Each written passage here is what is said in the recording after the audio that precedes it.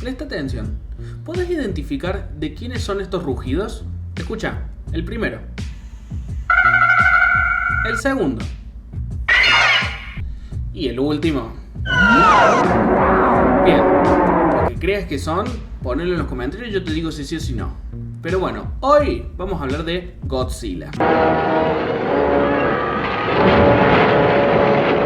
Pero antes, para los que no saben, ¿cómo nació Godzilla? ¿Quién es Godzilla? Godzilla nació como una creación cinematográfica del director japonés Ishiro Honda y del productor Tomoyuki Tanaka.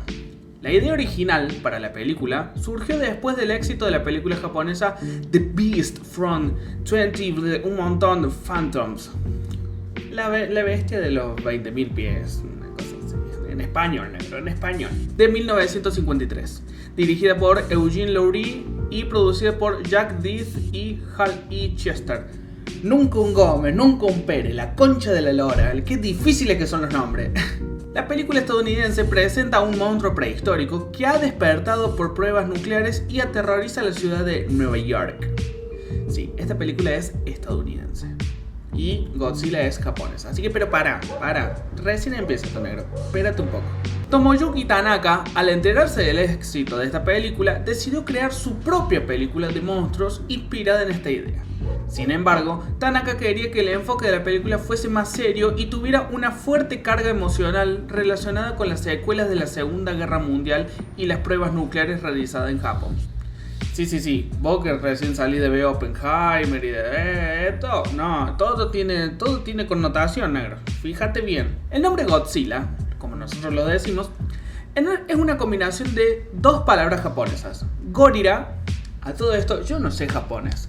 Yo lo voy a decir como se lee, yo no lo sé pronunciar. Así que si alguien se enoja, es un pelotudo. Gorira, que significa gorila, y Kujira, que significa ballena.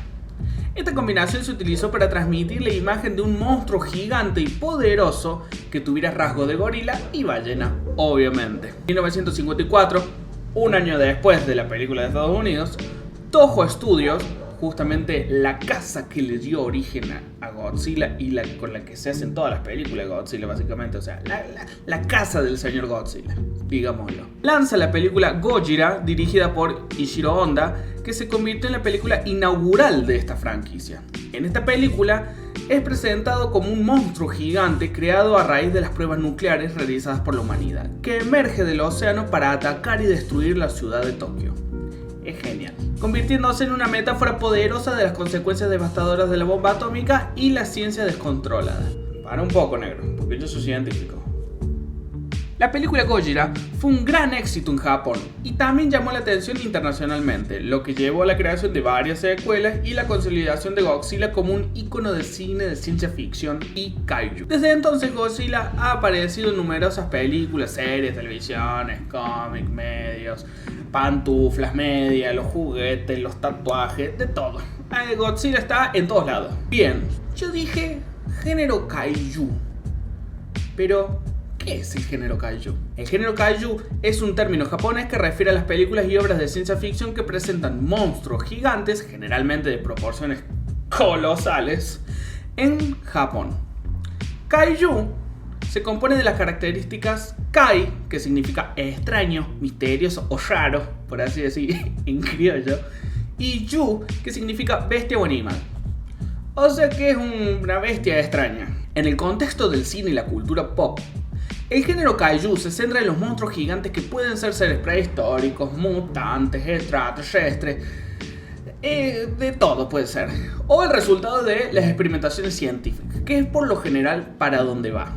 Estos monstruos suelen causar destrucción masiva a su paso, enfrentarse entre ellos y en algunos casos amenazar a la humanidad y a la civilización entera. Y está pasando una moto que me está cagando el video, la concha de la moto. El género kaiju es especialmente popular en Japón y ha dado lugar a una gran cantidad de películas, series, televisiones, como bien les decía, que están en las pantuflas, en los tatuajes, en todos lados están. Uno de los referentes del género kaiju es Godzilla. Pero aparte de Godzilla, hay muchísimos otros. Está Mothra, Rodan, King Ghidorah, Mechagodzilla, Kiryu, Jet Jaguar, está... se sabía todo, ¿viste? Me gusta Godzilla, ¿qué querés que te diga, negro? Estos monstruos han protagonizado enfrentamientos épicos en diversas películas y han sido objeto de culto entusiasta para los fanáticos y seguidores del género kaiju.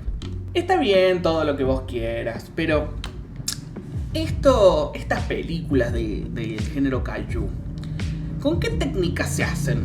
Y pasa otra moto y me caga el video, la concha de la lora. Las técnicas de Toho incluyen las de Godzilla y otros kaiju. Han utilizado diferentes técnicas a lo largo del año para crear efectos especiales, necesariamente para representar que el monstruo era enorme y aparte de que tenía un poder destructivo descomunante. Hay 4 técnicas que fueron como las más utilizadas y, por así decir, sentaron las bases para hacer películas de kaiju. Recordemos que justamente estas películas, la primera es del 54, entonces medio como que no había muchas computadoras, ni tampoco efectos audiovisuales, efectos así, CGI y VFX, ni nada. Entonces, en esa época se le tenían que ingeniar justamente para hacer una buena película y para que quede bien hecha y para que se pueda mostrar el tamaño del bicho. Esto lo lograron con 4 técnicas muy fáciles, muy simples y que son hermosas. La primera es Sweet Motion. O sea, básicamente actores dentro de un traje.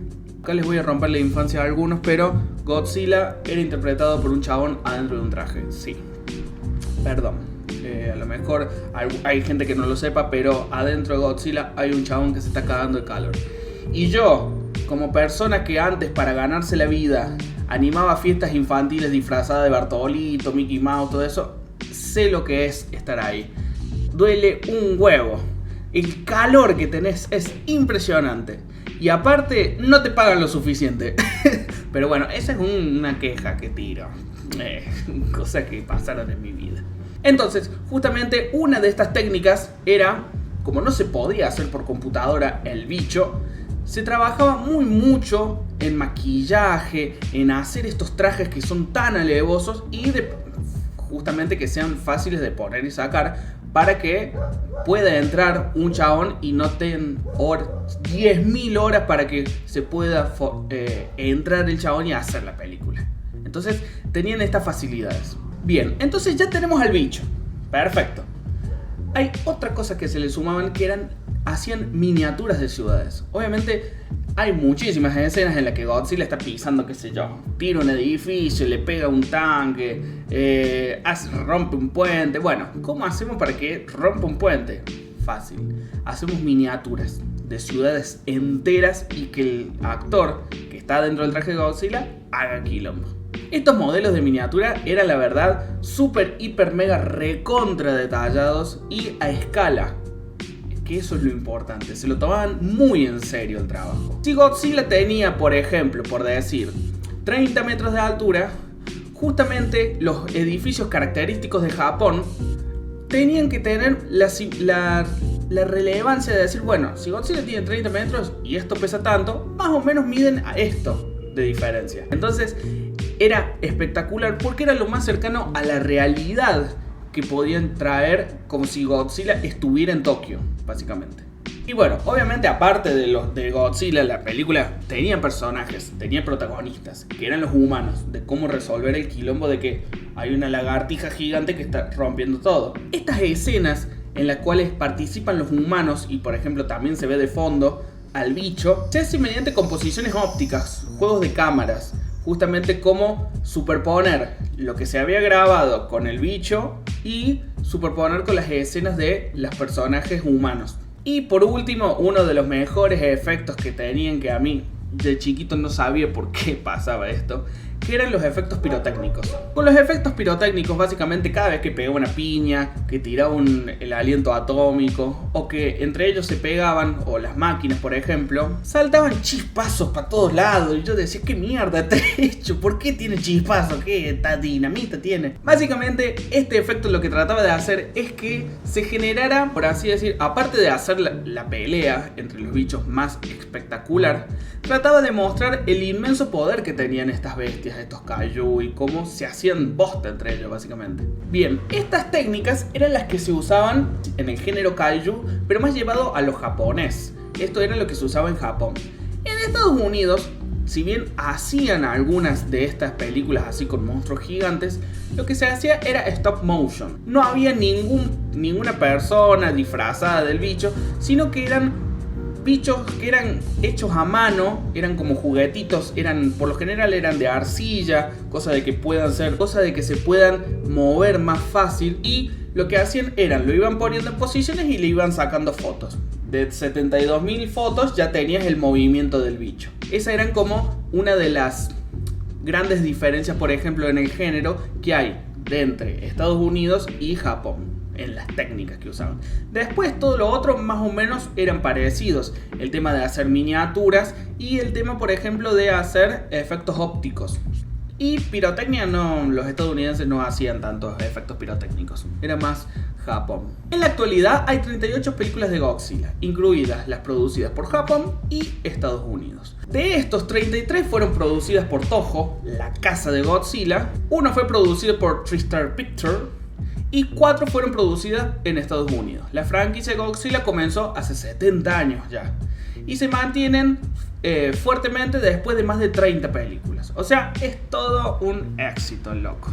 Nos vamos a centrar ahora en las películas hechas en Toho. Porque ustedes me dirán, bien, pero ¿por qué me estás hablando de Godzilla hace 15 minutos más o menos? Hoy voy a hablar con el ejemplo de Godzilla.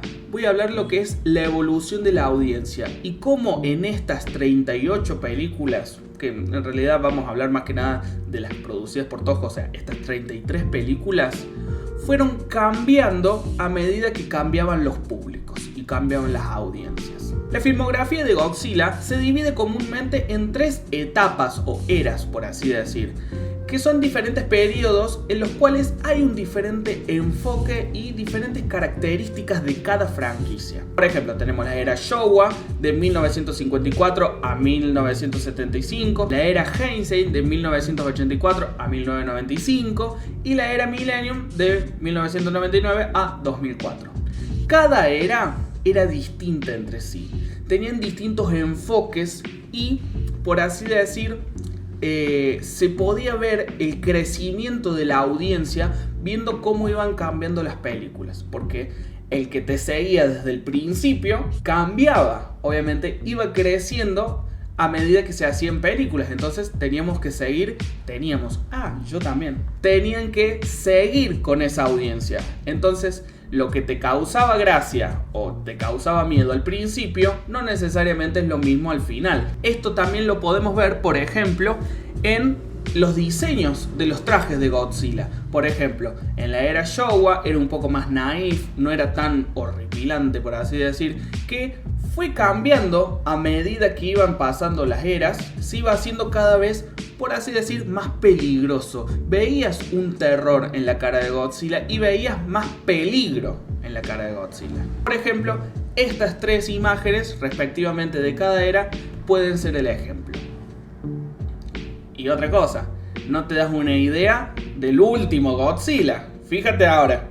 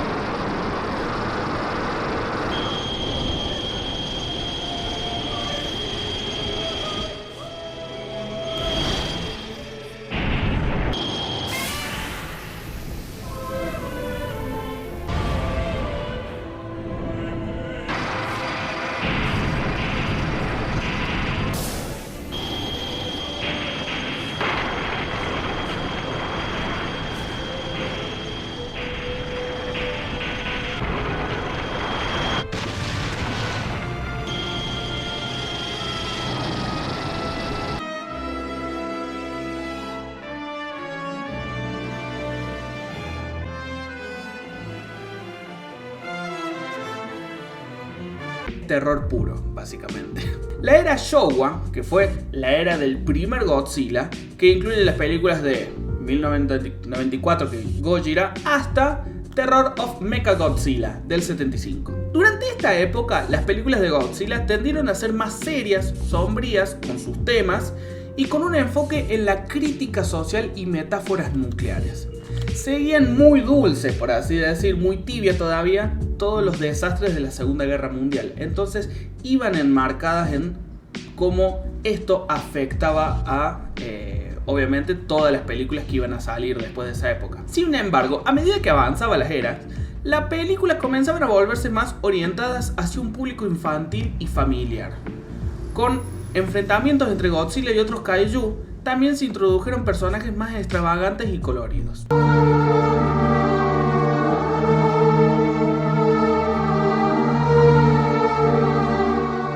Lo podemos ver, por ejemplo, en las batallas, que eran un poco más, por así decir, más comedia, más Pirata del Caribe, por así decir.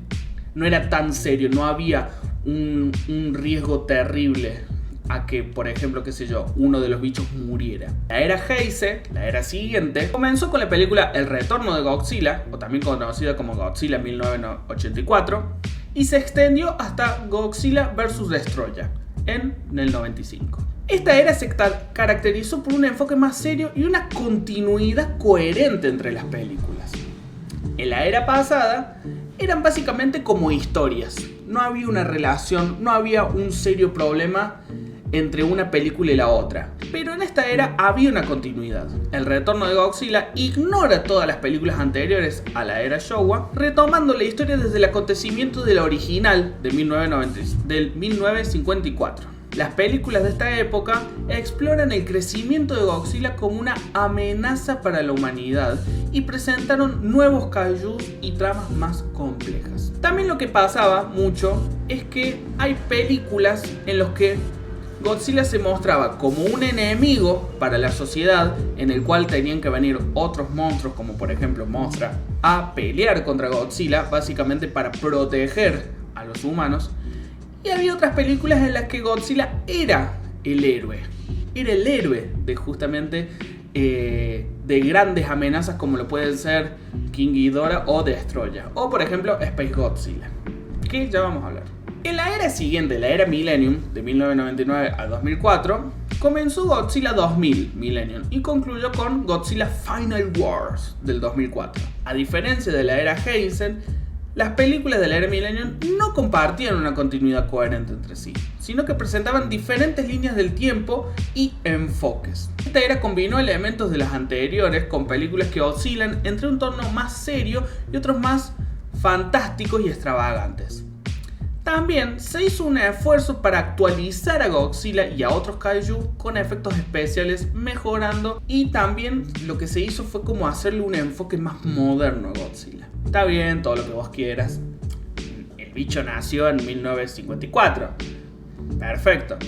Pero con las tecnologías que tenemos ahora lo podemos hacer un poquito más grande, por ejemplo, o que tenga más efectos en, por ejemplo, el rayo atómico o en los enemigos, más que nada. Acá, por ejemplo, había naves espaciales que antes mucho no se hacía. Bien, a mí me encanta justamente los planos que hacen porque son muy cinematográficos en distintos términos, por así decir.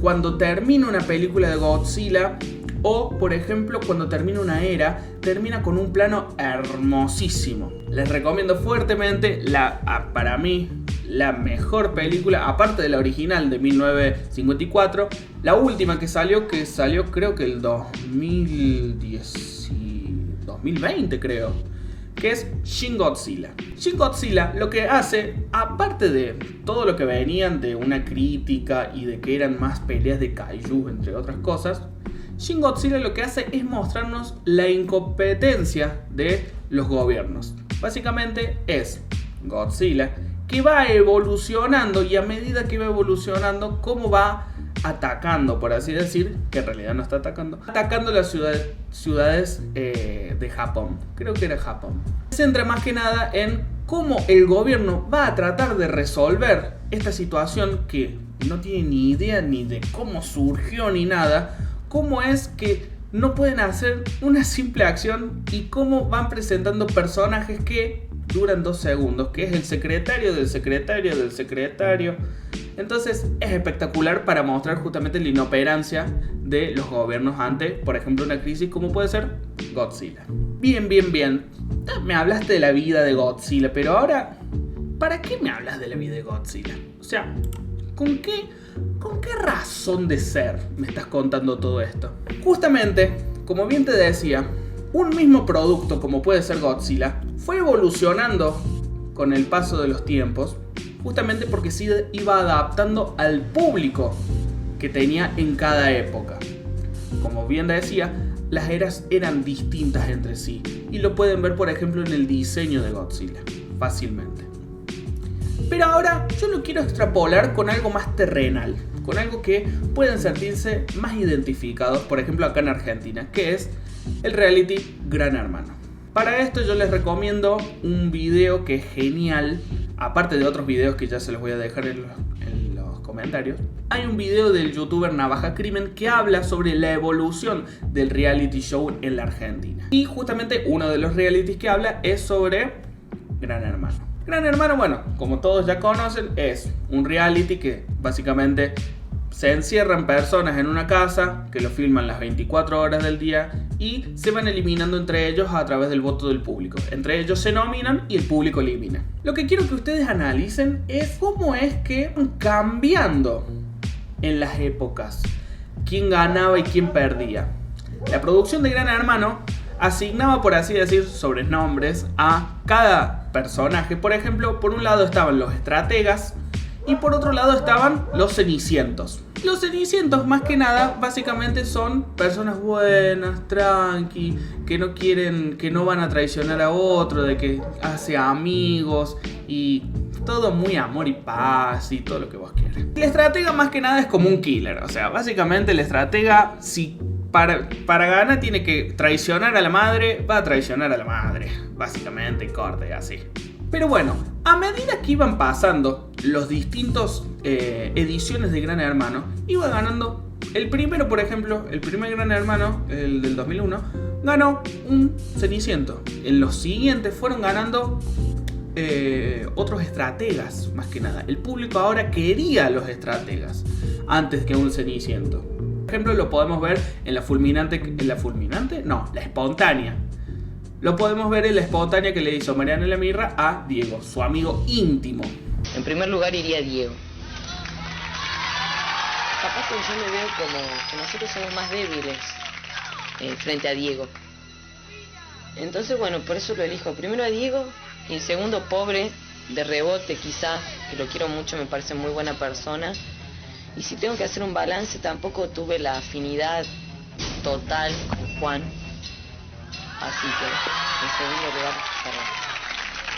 qué sé yo, por ahí un punto más, un punto menos, capaz que zafo yo también. Nada más. Perfecto, Mali. Bueno, ya está. ¿Me pones música? Por favor. Okay. Gracias. Básicamente lo que hacía es, Marianela era amiga íntima de Diego y como eran los dos que iban para la final, Marianela lo que hizo fue tirarle la espontánea, que es nominarlo con un puntito más a Diego para que vaya a placa y el público lo sacara. El público obviamente premió esta acción de Marianela y la hizo ganadora. Entonces ahí estaban apoyando más a un estratega. En cambio, por ejemplo, también volvió a pasar esto con la edición en la que ganó Cristian U, que fue uno de los mejores estrategas de Gran Hermano, que se autonominaba para ir a placa y medirse todas las galas, medirse cómo iba con el público. Aparte de, justamente, ir con otro y ir sacando los otros. Cristian U. Que por mí es mejor hacerme por ahí un lado, por cuenta de la gente y lo que digan ellos. Estás nominado. Dice, no me voy a jugar, pero... Por eso, pero basta. Porque ya encontré dónde está el punto débil de este juego. Pero basta. Lo encontré, pero a pleno. Por eso pasé todo. Bueno, dígame si gritan algo. ¿Qué hizo Cristo? ¿Qué hizo? ¿Sí lo que hizo? No fue el mío. ¿Quién? ¿Este? No, Cristian. Y él quedó nominado por los otros. ¿Vos dices fulminante o no? No. Por ende, la voy a hacer eso. Entonces, si no se va, semana que viene va a estar nominado de vuelta. ¿Sabes por qué se dieron vuelta todas las nominaciones? Porque un montón de votos fueron yo lo autonominar. Ese montón de votos se elimina. No sirve. Y quedan un montón de votos bajos. ¿Me explico? Ponele, si yo tenía 16 votos, yo al autonominarme esos 16 votos se pierden. Entonces los votos chicos empiezan a caer en placa. Otros. Fue increíble, e incluso en un momento salió de la casa y volvió a entrar. Genial. Pero bueno, ¿qué pasó con Gran Hermano 2022? Gran Hermano 2022 presentaba justamente a Cenicientos y a estrategas, los barderos. Todos los participantes de Gran Hermano 2022, la mayoría por así decir, decían, no, porque yo me vi todos los Gran Hermanos. Y con eso cometieron un grave error. La cosa no es verse todos los Gran Hermanos, es analizar la situación de la audiencia cuando se está haciendo eso. Por ejemplo, anterior a Gran Hermano estaba otro reality show que era llamado Bake Off. Bake Off justamente constaba de que diversos pasteleros iban a una carpa en un campo y hacían tortas y todo lo que vos quieras, y el que hacía la mejor torta ganaba básicamente. Twitter Argentina fue explorando el pasado de cada persona y veían que una de las mejores participantes, Samantha, no era pastelera amateur como pedía justamente en las inscripciones para el reality, sino que Samantha era una pastelera profesional y justamente era injusto de que participara en el reality porque ya tenía muchísima experiencia cocinando y ya los otros los boludeaba así. Esto provocó la ira de miles y millones de personas en Twitter y justamente que no le dieran el premio porque Samantha ganó, pero se lo quitaron el premio para darle al segundo puesto. Acontecimientos que demostraron tu experiencia laboral y televisiva desconocida por nosotros, además negada en el formulario de inscripción. Lo más justo es que quedes fuera de la competencia y además no recibas el premio ni el título de mejor pastelera amateur del país. Que no me acuerdo, creo que se llamaba Damián, creo el otro chico.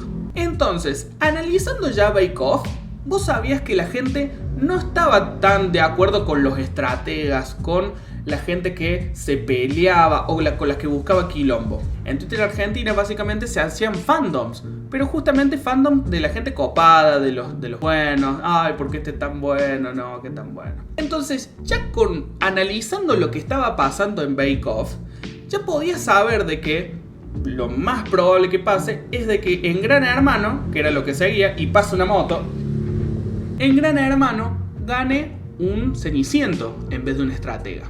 Ese fue el gran error de varios de los participantes de Gran Hermano 2022 que se la creían con que en los anteriores Gran Hermano ganaban los estrategas y acá se fueron en fila india al principio.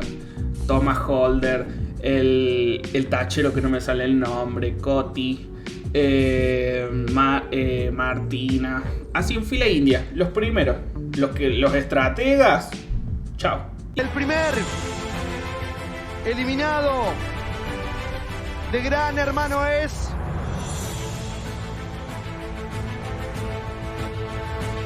Tomás.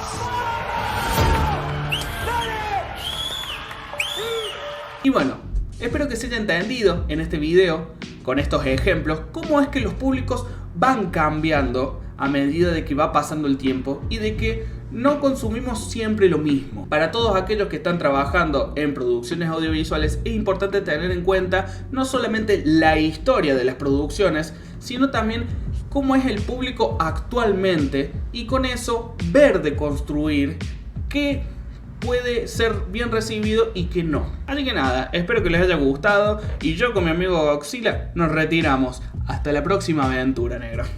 Cuídate. Muchas gracias por el video. Esto es un fade out, o sea que se va al final del video.